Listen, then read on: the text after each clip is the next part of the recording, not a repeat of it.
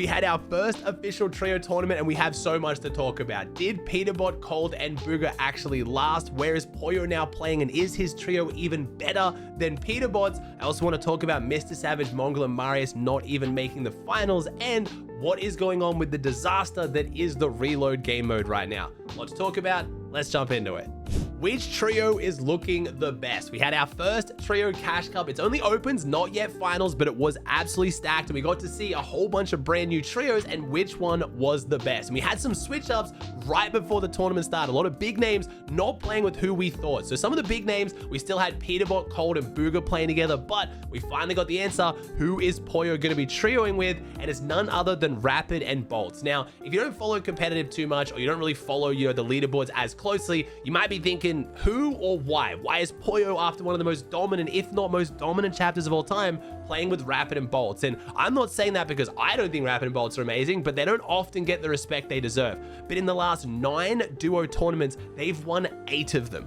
8 of the last 9 duo tournaments have been won by Rapid and Bolts. They are absolutely dominating. Picking up Poyo was a no-brainer. They did have some good choices as well. Rapid and Bolts were actually set to be playing with Clix or Muzz. Obviously, that didn't happen. They picked up Poyo and they dominated. They came 2nd overall in the tournament, and for the first time since he got dropped, Poyo has actually outplaced Peterbot. As a showing, their trio is looking insane. But again, we knew it was. Rapid and Bolts have been dominating duos. You put Poyo on top of that, and it's a crazy combination. But I mentioned they came 2nd and they outplaced Peterbot. So who took the top spot? Names you are very familiar with. We have Kanata, Ionzo, and Batman Booger, winning it on 585 points, playing 8 matches and winning 5 of them with a 2nd place and high eliminations. This trio, absolutely insane. Now, this trio is one of those trios that, as far as I'm aware, didn't form until right before the tournament started. It was 3 phenomenal players, but they all kind of got dropped by their teammates, or they kind of had options. Kanata was going to play with Acorn. Batman Booger was Rapid's old duo. He got dropped. They're kind of like the Misfits trio who, while all still being extremely good, didn't really have set teams until the day of the tournament and absolutely popped off. This trio was so good, super exciting to watch. They won a bunch of games, extremely stacked games as well. I know it's only opens, but most of these games were like 40 and 50 man rotating zones with Storm Surge. They were really stacked. And when the finals, again, isn't a set lobby, top 198 teams qualify, that kind of skill set is going to win a lot of trio tournaments this year. Will it win FNCS? We'll have to wait and see, but it was a very strong start. To round out the podium on NA, we also had Barker, Paz, and Pump. Again, a very underrated trio. Barker, Paz, extremely good duo, sticking together for trios. I love that for them. And then picking up Pump, who is a very good player, who often kind of comes and goes throughout the seasons, but always is just a consistent player, and he's rounded out their team very well. It's worth mentioning Peterbot, Booger, and Cold in 10th place. They didn't get absolutely dominated. They're not struggling. They're not playing terrible. They came top 10. They just didn't outplace Poyo. But I know there's a lot of eyes right now on the Peterbot versus Poyo debate and the drama, so I'm excited to see how this one plays out in the finals. They did get 394 points. I actually watched a game of theirs in the opens on my React channel if you want to go check that out after this video. They dropped a 53 kill game, and they look really good. As Peterbot was saying when he dropped Poyo, and his reason for picking up Booger was the fact that Booger's a fantastic tarper, but also a lot of people questioning the fact that, couldn't Poyo also just tarp, or how is Peterbot going to go when he doesn't have Poyo backing him up? He's been the perfect support for him, but honestly, Booger fit that role so well. If you watch the video, if you watch them play, Cold and Peterbot are just having an absolute frag off, seeing who can get more elims, and Booger's just there backing both of them up so perfectly. This trio does look really solid. I'm excited to see how they go in the finals. Now, remember, finals isn't taking place today like it normally would. Usually it's going to be opens one day and then finals, but they've actually delayed it until tomorrow because today is the mini event. By the time of watching this video, maybe we've already had the mini event, but it's looking pretty crazy, and it's going to shake up the game quite a lot, which I'm guessing Fortnite didn't want the trio event on at the same time. So that's taking place tomorrow, and I'll probably make a video recapping that one as well. Some of the other notable trios and where they fell, we had Acorn, Ritual, and Ages. A lot of people wondering why Acorn's not playing with Poyo now, because it looked like they were going to be playing duos and trios together. It looks like that didn't really work out. I don't think Ages, Ritual, and Acorn are an actual trio they're going to last. I think kind of like Kanata's trio, they didn't really have anyone, so they're just 3 good players who get along playing together. They came 63rd overall. Obviously, I haven't talked about the big name, Clix. Clix, again, I said was supposed to be playing with Bolts and Rapid. Unfortunately for him, Poyo did take that spot. Understandably, it's Poyo, but he's ended up in a very, very good trio as well. Muzz, Clix, and Rise. Now, I love this trio. It's three of my favorite people in the scene. If you've been watching any of their streams, super, super fun trio. Clix and Rise have been playing duos together as well and doing really well. They came 23rd overall, which I think they actually could have placed way higher. Their last game finished right as queues closed with a 9 elim second. They'd already qualified, but if they did get another game, they would have done extremely well on the leaderboard. They also had a very unfortunate first game. Their first game they queued into, they had a cheater in it, which meant they couldn't really drop a super high kill game. So they did a strategy a lot of teams are implementing these days called an elo glitch. If you guys have seen it or heard pros talk about this, we don't really know what's going on. Basically, it's trying to get a win in your first game with as few kills as possible so you don't get too many points, so your next game is an easier lobby because you have less points. So a lot of pros believe it's easier to get a 3-kill win and then a 40-kill win than the other way around. If you get a 40-kill win, you get into a lobby with other really, really good pros, it's then much harder to win that game. So some pros do it, some don't. They were kind of forced to do that because the hacker killed so many players in their game. There wasn't enough points, so that kind of messed them up, and they still went on to play extremely well. We actually had a bet between Clix and Veno. Veno saying that he was actually going to get more points than him on NA, and he almost did. Queasy and Veno picking up Virgo and playing from EU, and I think it was like 7 AM when this tournament finished, actually almost got more points than Clix. They tied, so no one won the bet in the end.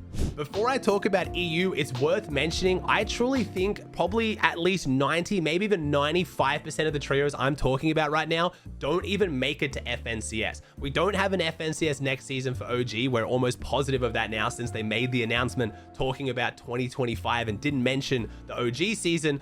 And this is just cash cups. So it's fun to talk about these trios. It's exciting. I do think most of them will split, and most of the pros, if you talk to them, feel the same way as well. Like, even if you ask these players, like, oh, you know, who's your trio? Who you locked in with? They're like, dude, it's just cash cups. So take it with a grain of salt. It's still exciting to watch. I want to start these storylines of trios because we're going to have such a big year next year. And I feel like this year, what really carried competitive wasn't even so much the metas or the game itself. It was all these storylines with the pros. So I'm sorry if it seems like I'm kind of going above and beyond talking about all these different teams and players. It's just exciting, and I'm excited to see how these storylines develop as we do get into FNCS. On this topic of teams that might not play FNCS together, moving over to EU, we had our first showing of Mongraal, I want to say Mitro, Mr. Savage, and Marius. Again, a legendary trio right now that has a lot of eyes on them because of the caliber of players, and they didn't have a strong first showing. Unfortunately, they didn't make finals. Again, a lot of people asking what happened. They're terrible. Oh man, Marius isn't working. Mongraal and Mr. Savage need to split. They died off spawn 6 out of their 10 games, and it's just that simple. They went raft every single game. It's a risky strategy, and it did not pay off. They didn't seem to be playing their spawn fights particularly well together. They just didn't really have that synergy or chemistry, but they've never played together before, and some players who've gone on to have terrible starts will go on and do extremely good things later on if they work on the synergy and chemistry. So they might still be playing together. A lot of people are expecting them to split up over this performance. Like I just said, there's no real pressure to stay locked in with your trio. If FNCS is 2 days away, all of the best players are on teams, you feel like you kind of need to make it work with your trio. But this far out, there's no real reason to stick with someone if it's not working. I'm not saying one tournament is the best indicator of it not working, but I wouldn't be surprised to see them split, and I won't be surprised to see them not split. But whichever way they're leading, I'm not entirely sure yet. As far as the teams that did really well on EU, we had the tournament won by Turtle, Rezoy, and Yanni, a very, very underrated German. I believe all 3 of those players are German team. We had a very, very well-known German team in second, Badil, Yanis, and Rezon. And then in third, we had Huddy, Sined, and Kyrie. So it was a really, really good tournament on EU as well. We actually saw Tayson back way up on the leaderboard, coming 4th overall. If you haven't been following, Tayson is actually coming off the back of a ban. It was a little bit toxic on social media. I talked about it. It wasn't really toxic, but he was frustrated about what happened with global champs and him not being added as a fill so that he could go and end up playing with someone who wanted to play with him. He posted a photo of the person who was in charge of that on social media, which was their public photos, so a lot of people were kind of upset Tayson got banned. He's come off the back of the ban and he's back. He's in top 4 right now, playing with Chris and Skivvy. So a very underrated, surprising team, but I'm really loving the fact that I've seen a lot of these top tier EU pros stop gatekeeping. Again, it's a term you probably know, but basically on EU especially, a lot of pros like Veno, Queasy, Cami, Seti, they've played only with each other for such a long time because they don't really want to teach the newer generation how to play, because they then could become better than them. I've talked to Venno and Queasy about this at length on my podcast, and it's super interesting to hear their thoughts on it, but it looks like they finally stopped doing this, especially coming into trios. So you're going to see a lot of these legendary EU pros start picking up more underrated players, and I think it's just better for all of them. It brings a fresh new face into the perspective. It lets them kind of train them, but then also a lot of these players are phenomenal mechanically. They just kind of need that edge that a lot of these more experienced players have. So I'm loving seeing these kind of like boomer zoomer combos. For example, we have Refscar now playing with Sky and Scroll, a super young Danish duo that just went to globals. I think they're both 15. Picking up a legendary player like that, who, you know, maybe isn't as quick as what he used to be, makes a phenomenal trio. So I'm super excited to see EU and see how some of these teams develop. I did also just want to give my thoughts on trios. A lot of people have been asking about this. I was someone who was a little bit scared of going back to trios with, you know, how good people have gotten these days, and I was a little bit worried it would just kind of be like tarp and spray simulator and it wouldn't be as fun for the fights that we watch.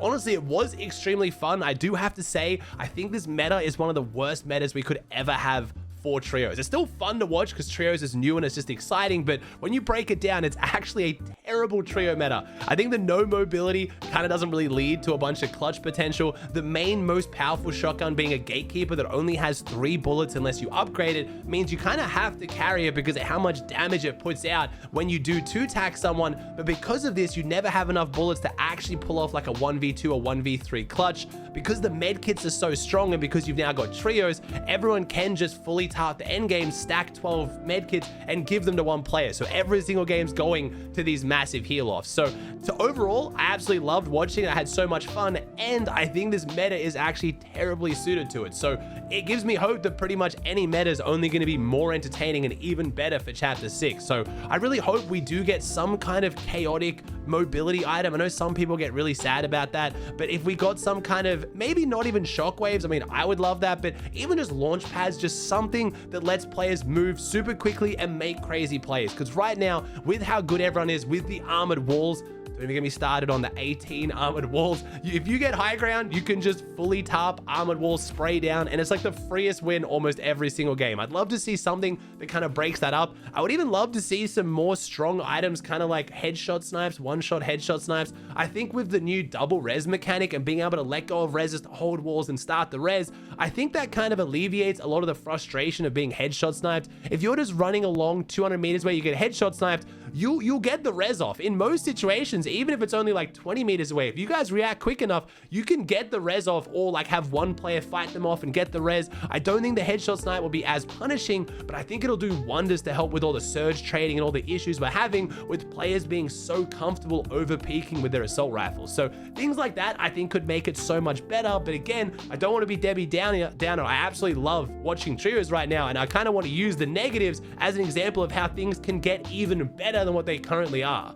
Now, I do need to be a little bit of a downer to finish off the video. We did have the changes to the reload cup. We now have elims being worth way more, which a lot of people were asking for. But now it's gone the other way and elims are worth too much, and it's terrible. Right now, reload cups, nothing is working. The tournaments are absolutely overrun with cheaters because it's a 1-round tournament right now, so they earn money if they don't get banned. It's just people dropping crazy nukes and placement not meaning anything. All the pros are complaining. Everyone hates it. Unfortunately, reload is an absolute massive success for the regular game. Pubs and ranked has been so successful. Players love it. It's an absolute failure for competitive though. The tournaments just do not work. I've talked in previous videos about how I think they could rework the game mode to actually make it work for tournaments, but at this point, it just seems like too much effort. There's no real point holding on to it, in my opinion. I think it'd be better just to cut them, put the extra prize money into other tournaments, or at least have the trio cash cups start first. Because right now, you have the reload cup starting at the proper time that most people are used to competing at, and then you have the trio cash cup starting super late. And there are some people where the later start time works for them, but for the majority of the player base who's gotten used to having their schedule around the tournaments, it doesn't work. So if we're not going to get rid of the reload cups, I would love to see that order switched so the trio cash cups can be the main competitive game mode, since that is the main game mode going forward. But I had to at least mention the reload cups. Epic's trying, but it's just, in my opinion and most of the community, is just not working.